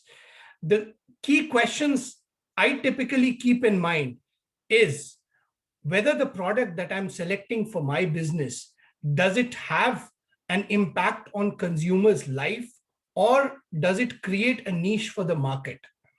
Especially, does it have a profound impact on a long-lasting manner on the environment? Second, there are multiple competitors in this market. How is this particular product going to impact the customer's end customer? This is a very key point, that rather than just trying to solve the problem of my immediate customer, I should have in my mind that how much of an impact it is going to create in the end customer's life cycle. And obviously, the uniqueness that a particular product brings in, is it just limited to a particular sphere of experience, or does it give a complete customer experience? Because remember, today everyone wants as a service. The world has become so mobile that everything is needed on fingertips to achieve the outcome. So Indian companies, to me, are doing a phenomenal job. It is just embodiment of these additional factors that would make it a complete, I would say, mix of things. To the student, I would always say that, remember, it always takes a village to develop and come out with a complete innovative approach. Do not be worried about failures. Be bold, be agile, be nimble, take calculative risk. I worked for Tech Mahindra for the last 11 years. I was hearing Amit speaking about it. Trust me, we celebrate failures. It isn't just the success. And Indian companies are coming out of that age where only success was being measured as a criteria. I love the Thomas Edison quote that by knowing how not to invent the bulb 10,000 times, Edison knew that what not to be done. So take risk, be courageous. There is no harm in failing. Remember, I'm sure most of you would have read this, but Netflix never thought that it will be able to kill the blockbuster movies. They got killed because they had some absolutely weird, I would say, late fees that blockbusters had added. We all know the Uber example. Taxi business never got killed by Uber. They apparently don't own a single taxi. It is the fare control and restrictions that had. We just heard the Apple example. Apple example, again, is a classic example that music industry got disrupted primarily because consumers were forced to buy a full-length album. Amazon is known for its fantastic customer services. I mean, I don't think there's any other company in the planet which can give you such a wonderful experience. So at the helm of it, I would say that if you keep your customers' experience at close to your heart and take risks, trust me, you'll enjoy the journey. And as I said, stay agile, be nimble, stick to basics. Because at many a times we tend to believe that due to technological advancements, a lot of things would have changed. Trust me, friends, sticking to basic always helps. So these are few of my thoughts, and I'm happy to have any questions. If not, thank you for the opportunity, Professor Khandelwal and Professor Gupta. Thank you so much. Before we move on to the audience for the questions, sir, Mr. Sayed, I would like to ask you one question, sir. So in your deliberation, you had talked to us about two things. One, you said is the key takeaway that sustainability is not expensive. And secondly, you mentioned about certain trends that the businesses should keep in mind, which are becoming the norm for today.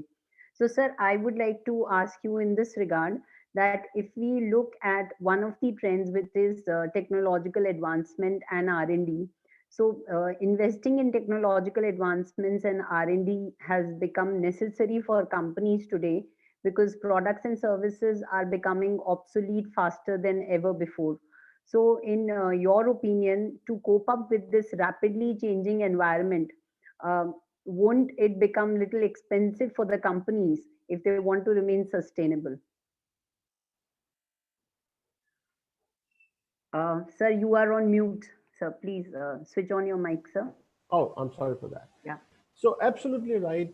We are living in a very interesting, time frame, and COVID-19 has even made it more interesting. Definitely, the need for R&D is important, and as you can see that if you just look at one factor, which was the development of vaccine, we have so many great pharmaceutical companies, but of course, nobody can predict the future or what is going to happen tomorrow. And if you look at the life cycle of the creation of the vaccine, that just answers that question. So R&D seems to be expensive, but when these events, the black swan events happen, you always come to the conclusion that R&D is probably not expensive because it's eventually going to pay off in the longer term. And one of these events is just good enough to make it happen. I would also say that there is a need for being a little more, I would say, creative in terms of green thinking. And sometimes it's a good idea to combine one idea with the other.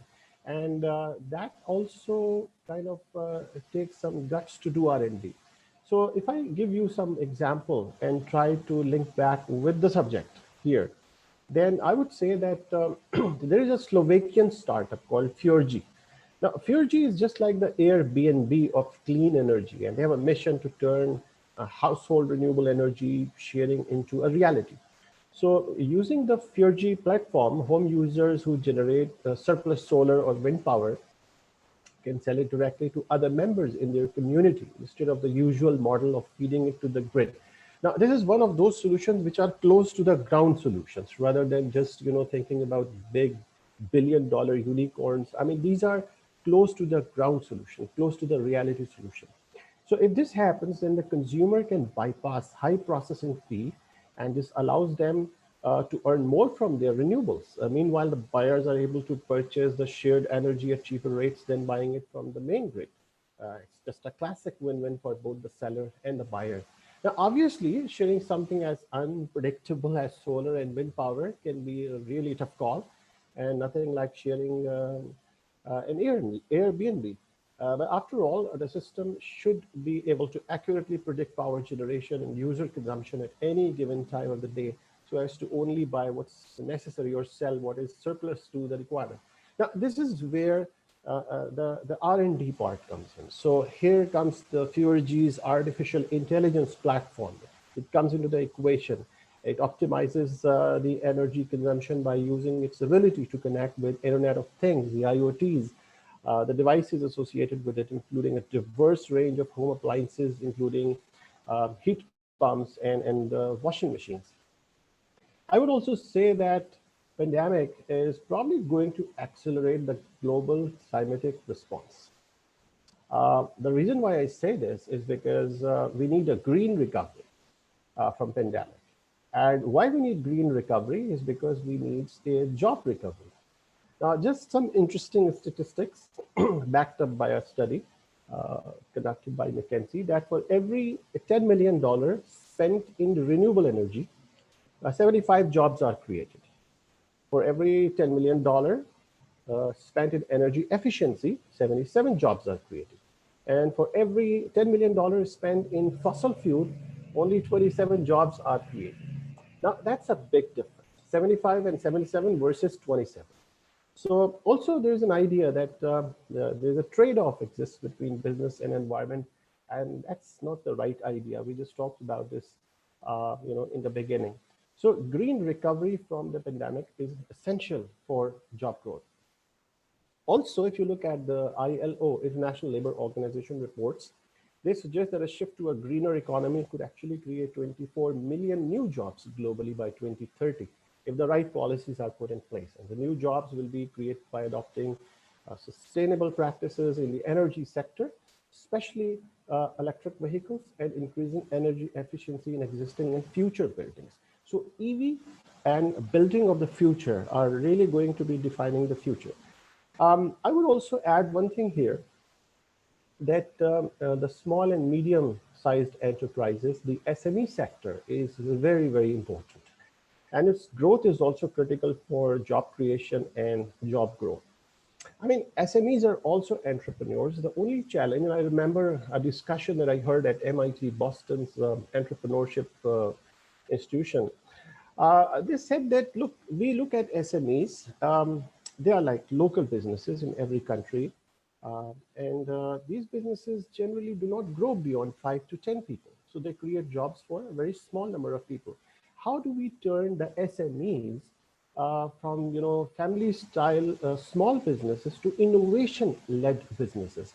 Once a business is led by innovation, backed up by R&D of some form, then actually it can get a scale of global level. I mean, it can go to country level, it can go to the national level, and it can create a large implication, large impact on the jobs itself.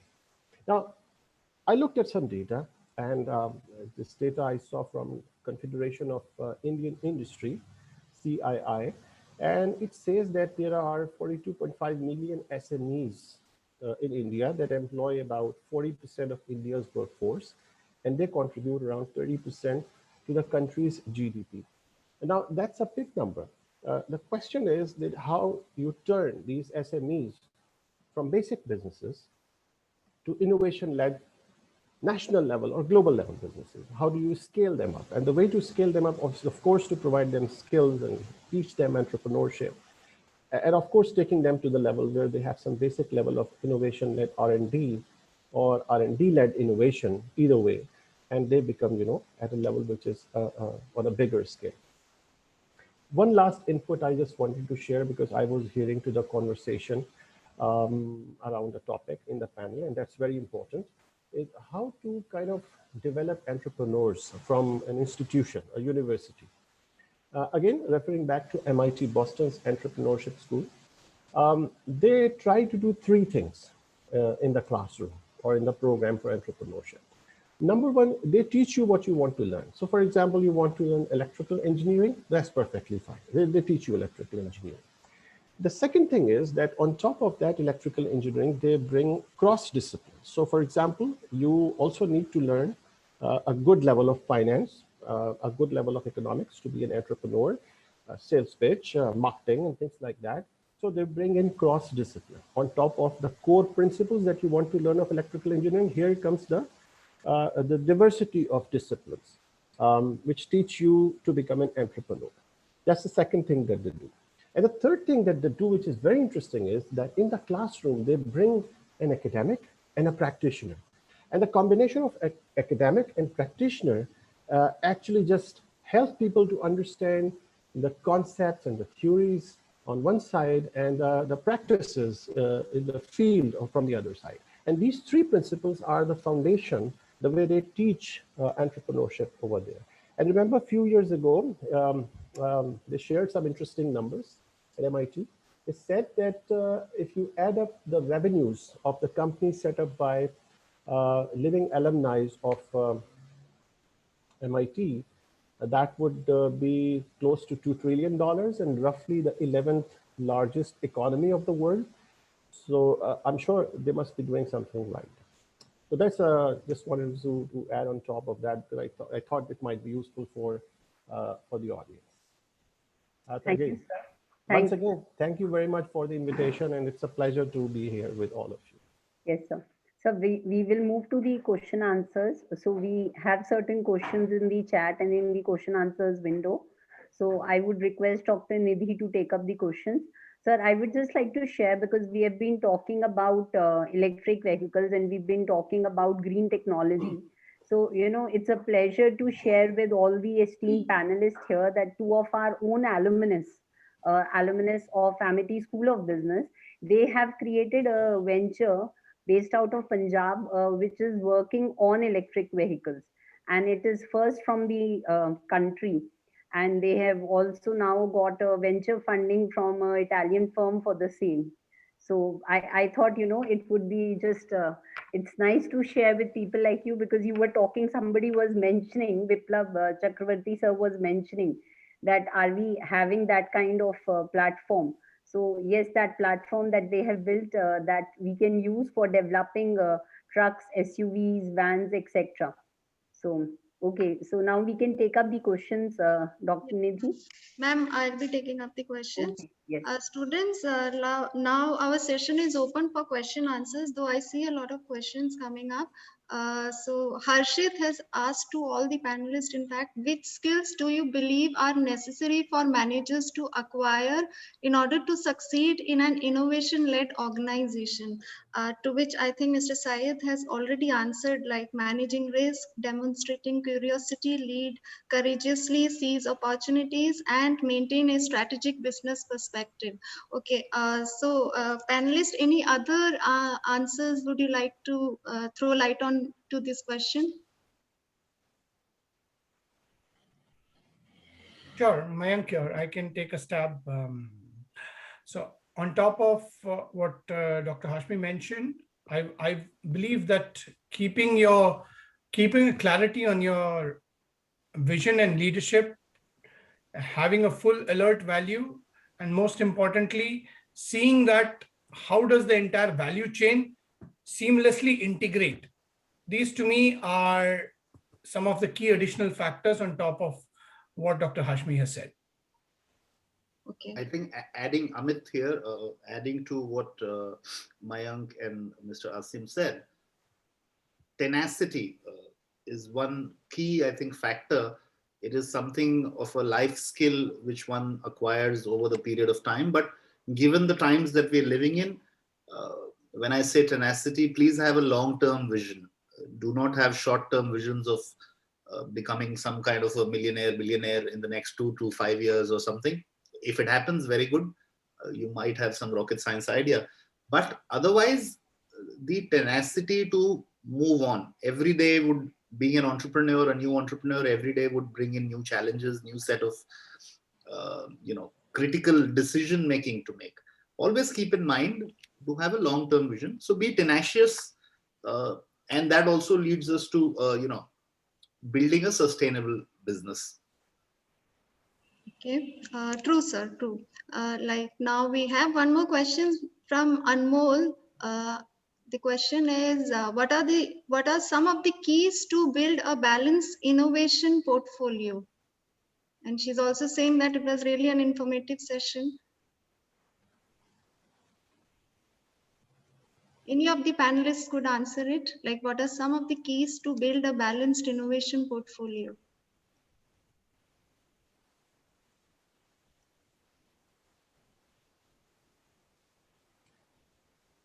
So can I take this question? Sure, sir. So the key to building a balanced innovation portfolio is to look at your strategy first of all. What do you want to do in the long term, and then break it down into long, medium, and short-term goals, and then start to evaluate what are you trying to do. Because look, what innovation is all about. Innovation is all about executing the creativity. Once you actually execute the creativity or can create a product or a service, I mean, that's where you do innovation. The key is that you create a portfolio where you try to solve some short-term problems, some medium-term problems, and long-term problems, and then allocate the budgets accordingly. Because look, you have to manage for short-term in order to manage for long-term. I mean, our CEO Jack Welch used to say something like this, that managing short-term is also critical as as important as managing for the long term. And then you come up with those portfolios. You also have to see from your strategy whether you are trying to operate at a local level, a national level, or maybe going, cross borders or international. And that will determine your portfolio for innovation. I mean, that's a generic question. It's a hypothetical, but you can break it down into specific by looking at your strategy and what you actually want to do. For example, I mean, you can always think about, let me give you one example. So there is a company that was acquired by General Motors, the famous auto company. They wanted to be in automation of vehicles, and they acquired a company called Cruise. And that Cruise company is only focused on the automation software of the vehicle. So again, this is their portfolio strategy for innovation. They said that they don't want to get into the entire vehicle. They just want to focus only on the automation software. And that became their specialty, and they were actually acquired by GM. And interestingly, just one point, because it's relevant to the conversation that we had in this panel. When they acquired Cruise, they said, we want you to stay away from the GM head office because we do not want your entrepreneurial spirit to die. So they kept them away. They helped them grow. They gave them the money for R&D and all those things. But they said that, you know what, if you will come to the General, you will become like General Motors. I mean, large corporation and all those challenges that are associated with that. So again, look at your strategy, what you want to do, and that's what you for innovation. Yeah, thank you, sir. We have a question from Zishan. How can we, the youth, bring a relatively abstract idea like sustainability to life and make it a feature in the world economy? I think, let me take that, Amit, here. In short, reach out. In very short, reach out. Now, when I say reach out to the ecosystem. People like Mayank, who are part of the ecosystem at Mahindra. I am aware of all the great work they're doing. Now, when I also say reach out, when you say abstract idea, nothing is abstract anymore in this age and time that we live in. The ecosystem is very dynamic, starting from educational institutions like Amity itself. Ma'am just spoke about, the earlier ma'am spoke about 2 of your own startups, alumni, getting into EV and also receiving venture funding. How did they do that? I'm sure the idea was nurtured at the university itself. I'm aware there is an innovation lab.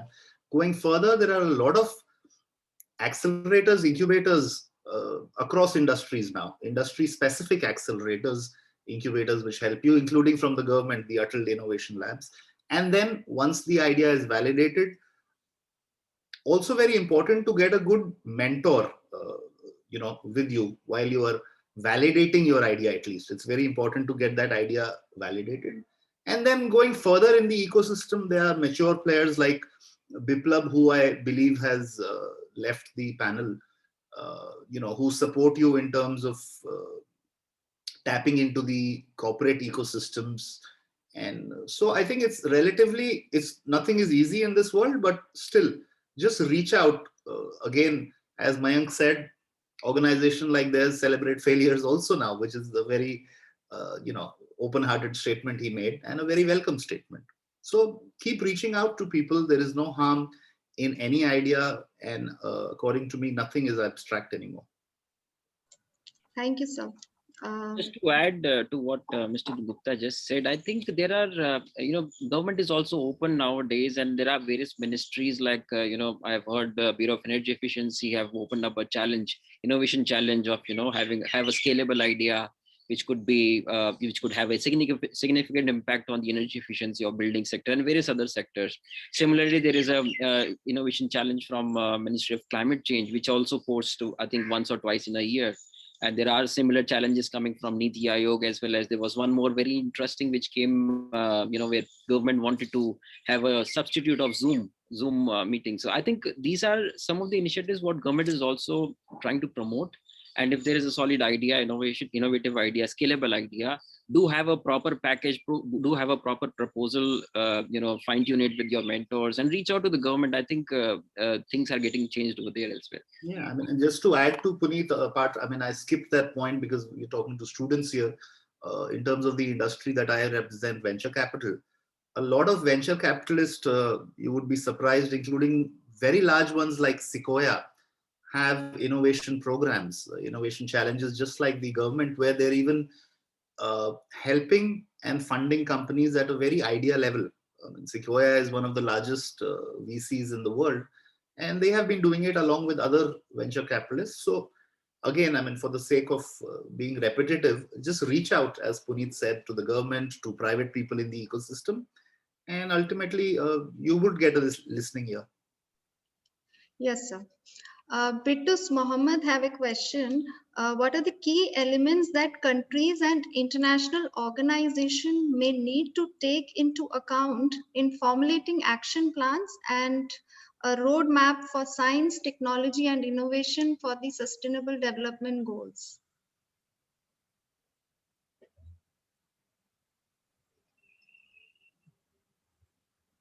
Any of the panelists can take, like key elements that countries and international organizations specifically need to formulate for some science, technology, and innovation for the Sustainable Development Goals. I would say the starting point for this is the policy support. So for example, when I look at the shale gas and shale oil development industry in the United States, and I studied its evolution, then what I see is that it was not for at least 10 to 20 years before the shale gas and oil revolution started to emerge and started to get noticed even within the US. And the people who were driving the initiative in the US for shale gas and oil, I mean, they were being perceived as crazy. And today, we all know that all those crazy people are the ones who actually create bigger companies. So in that 10 to 20 years, what was happening? I mean, there was a lot of support for research institutions from the government, and they were allowing people to experiment. To be honest, there was, I would say, relatively flexible regulatory environment. So that allowed people to experiment, right? And there was a lot of collaboration between various players, like government agencies and the drillers and those companies who were interested in all that. So in those 20 years, actually, because of flexible regulatory environment, because of players talking to each other, learning from each other's experiences and experimentation, and a lot of funding for the research and investment, I think that's where there was a point when the trigger point came in, and after 2000, we started to see that revolution. So I would say the creation of research institutions funded by governments, a policy, an environment, and I think somebody used the word ecosystem. I fully agree with that. I mean, once you create that ecosystem, then it starts to create an effect of multiplication. I mean, think about Silicon Valley, for example. I mean, Silicon Valley is what? It's a great ecosystem. I mean, if you sit in any room over there with people, you will find people just bubbling with ideas. So ecosystem is, I would say, it's everything. It's amazing what kind of wonders it can do. So I would say policy support, research support, ecosystems creation, and actually emerge, and having a critical look at the regulatory environment. I mean, these are some of the things that could be very helpful. Yes, sir.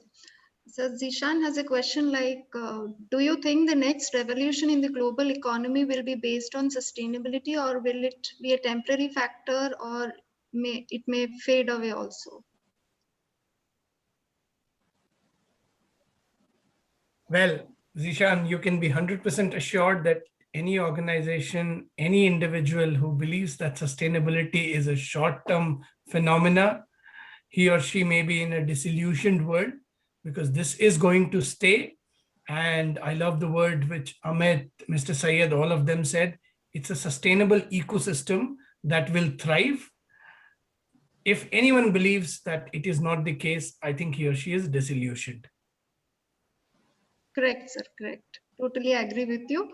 Vrinda is asking, what is the most important cultural change that organizations can make in order to support innovation?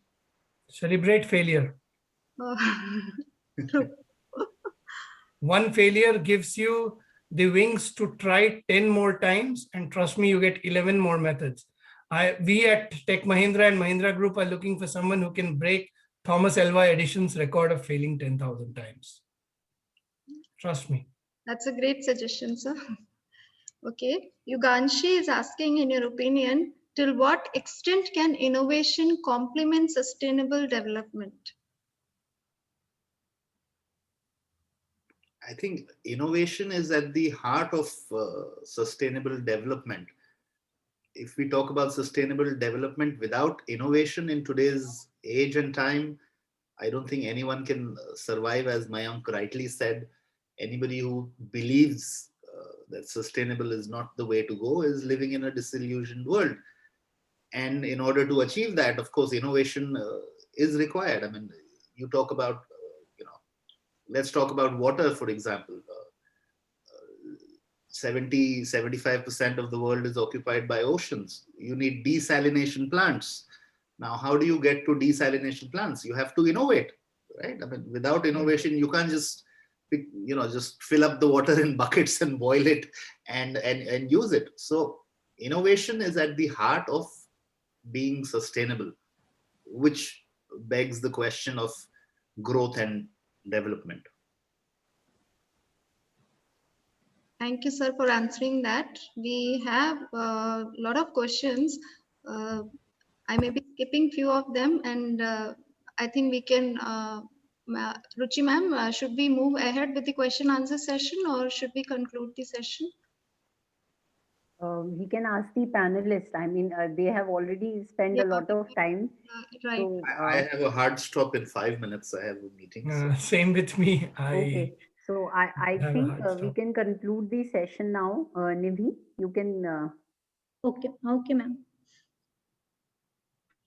So before we are moving towards the end of this session, we would also like to invite our Honorable VC ma'am to share her valuable thoughts to conclude this session.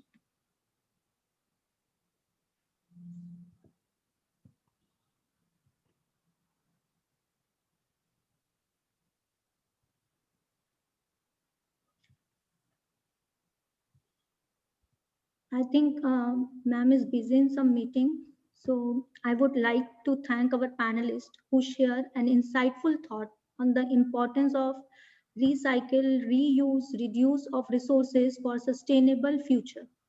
They also focus on need to adopt green entrepreneurship by establishing a link between economy, environment, and entrepreneurship. So I hope that the students, budding entrepreneurs, and academicians will be able to take away the insights seriously towards the sustainable entrepreneurship. Now I would like to request Dr. Jayashree Sapra to propose the vote of thanks. Over to you, Dr. Jayashree. Thank you, Nidhi ma'am. On behalf of the complete team of Impresario ESL Amity School of Business and Amity University, Noida, Uttar Pradesh, I would like to extend a heartfelt gratitude to our all esteemed distinguished panel of speakers, Mr. Mayank Chaudhary, Mr. Syed Asim Rashid, Mr. Biplav Chakrabarti, Mr. Amit Gupta, and Mr. Puneet Mittal. Thank you to all the panelists for accepting our invitation and joining us today to create an enlightening session which was full of learning through different perspectives. Through this panel discussion, we have been able to understand the underlying link between economy, environment, and entrepreneurship, which will definitely move towards innovation for a sustainable future. This discussion particularly would be helpful for all our budding entrepreneurs, for all our students who are soon to graduate and enter into the corporate world, and would help them create their own advantage. I would also like to acknowledge our deep sense of gratitude to our Honorable Founder President Sir, Honorable Chancellor Sir, and our Honorable Vice Chancellor Professor Dr. Balwinder Shukla Ma'am for her continuous motivation and encouragement for conduct of such sessions for the benefit of our students. I would also like to acknowledge Director Sir, J.K. Sharma sir, for motivating us, and I must also mention my deep sense of appreciation to the moderator for today's session, Professor Ruchi Khandelwal, for moderating the session, and that too in a very short notice, ma'am. Thank you very much. I would also like to appreciate the organizing team of ESEL, the student coordinators, Nitika, Bhavya, Zishan, Prabneet, Ayush, Bharti, Harshit. There are so many students. With their continuous efforts, we have been able to conduct this enriching session today. Lastly, thank you to all the students who have joined us today for their active participation, and we hope to see your enthusiasm and participation throughout the evening. Thank you very much all.